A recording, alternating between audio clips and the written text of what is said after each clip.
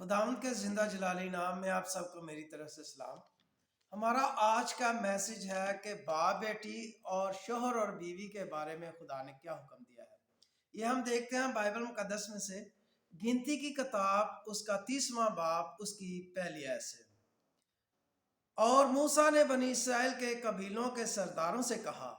جس بات کا حکم خداوند نے دیا ہے وہ یہ ہے کہ جب کوئی مرد خداوند کی منت مانے یا قسم کھا کر اپنے اوپر کوئی خاص فرض ٹھہرائے تو وہ اپنے عہد کو نہ توڑے، بلکہ جو عہد اس کے منہ سے نکلا ہے اسے پورا کرے۔ اور اگر کوئی عورت خداوند کی منت مانے اور اپنی نوجوانی کے دنوں میں اپنے باپ کے گھر ہوتے ہوئے اپنے اوپر کوئی فرض ٹھہرائے اور اس کا باپ اس کی منت اور اس کے فرض کا حال جو اس نے اپنے اوپر ٹھہرایا ہے سن کر چپ رہے، تو وہ سب منتے اور سب فرض جو اس نے عورت نے اپنے اوپر ٹھہرائے ہیں قائم رہیں گے۔ لیکن اگر اس کا باپ جس دن یہ سنے اسی دن اسے منع کرے تو اس کی کوئی منت یا کوئی فرض جو اس نے اپنے اوپر ٹھہرایا ہے قائم نہیں رہے گا، اور خداوند اس عورت کو معذور رکھے گا،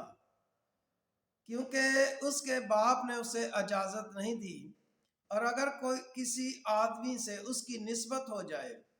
حالانکہ اس کی منتیں یا اس کے منہ کی نکلی ہوئی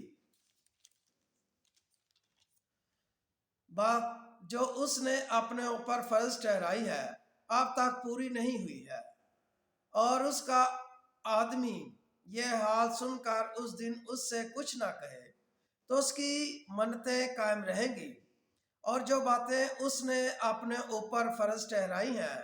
وہ بھی قائم رہیں گی۔ لیکن اگر اس کا آدمی جس دن یہ سب سنے اسی دن اسے منع کرے تو اس نے گویا اس عورت کی منت کو اور اس کے منہ کی نکلی ہوئی بات کو جو اس نے اپنے اوپر فرض ٹھہرائی ہے توڑ دیا، اور خداوند اس عورت کو معذور رکھے گا۔ پر بیوہ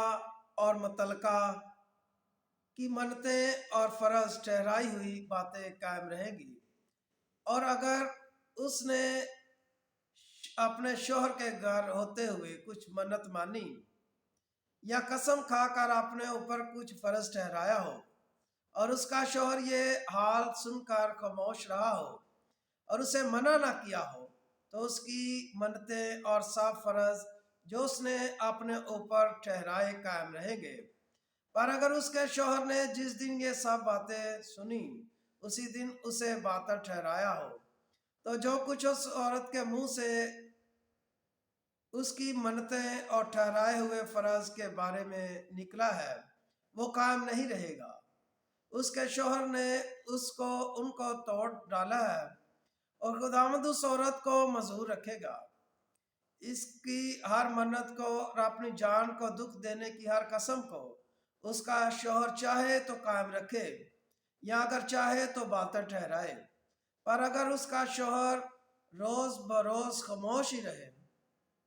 تو وہ گویا اس کی سب منتوں اور ٹھہرائے ہوئے فرضوں کو قائم کر دیتا ہے۔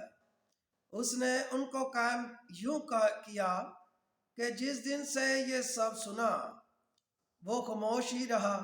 پر اگر وہ ان کو سن کر بعد میں ان کو باطل ٹھہرائے تو وہ اس عورت کا گناہ اٹھائے گا۔ شوہر اور بیوی کے درمیان اور باپ بیٹی کے درمیان جب بیٹی نوجوانی کے ایام میں باپ کے گھر ہو، انہی آئین کا حکم خداوند نے موسیٰ کو دیا۔ خداوند کے زندہ پاک کلام کے پڑھے اور سنے جانے پر خداوند کی بڑی برکت ہو۔ خداوند کا شکر ہو۔ میرے عزیزو، بائبل مقدس میں ہم نے یہ پڑھا کہ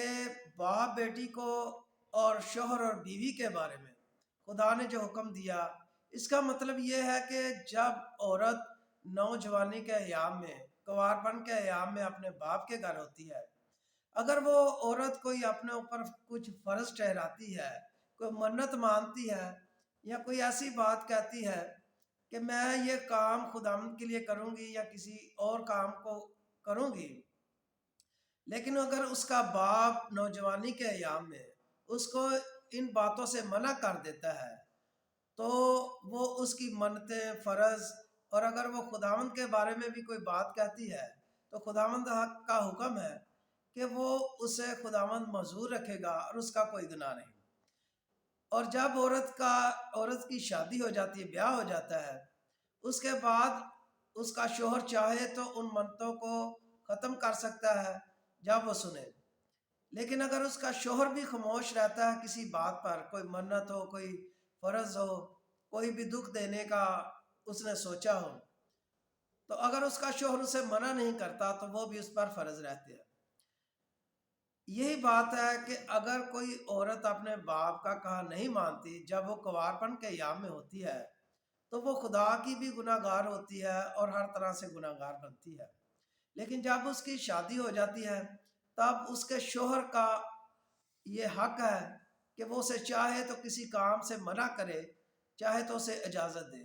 یہ خدا نے حکم دیا ہے۔ اللہ کے خدا کے بارے میں لکھا کہ اگر کوئی وہ منت بھی مانتی ہے خدا کے بارے میں تو تب بھی خداوند نے یہ شوہر کو اختیار دیا ہے کہ شوہر چاہے تو اسے منع کرے، چاہے تو اسے اجازت دے۔ یہ بات اگر سمجھ آ جائے تو میرا خیال ہے کہ کسی گھر میں نہ لڑائی جھگڑا ہو اور نہ کسی قسم کی کوئی پریشانی ہو، کیونکہ خدا نے جو بھی احکام دیے ہیں وہ ہمیشہ کے لیے دیے ہیں، اور اب تک جب تک یہ زمین آسمان ہے اس کے بعد کی زندگی جو ابدی زندگی ہے اس کے بارے میں بھی یہ حکم ہے، تاکہ ہم اس کلام کے وسیلہ سے پڑھیں اور اس پر عمل کرنے والے بنیں، تبھی اس زندگی میں بھی خوش رہ سکتے ہیں اور ابدی زندگی میں بھی خوش رہ سکتے ہیں۔ خداوند مجھے اور آپ سب کو بڑی برکت عطا فرمائے۔ آپ سب کا شکریہ۔ اگر آپ کو یہ پروگرام پسند آئے تو اسے لائک کریں، شیئر کریں اور سبسکرائب کریں۔ آپ سب کا بہت بہت شکریہ۔ آمین۔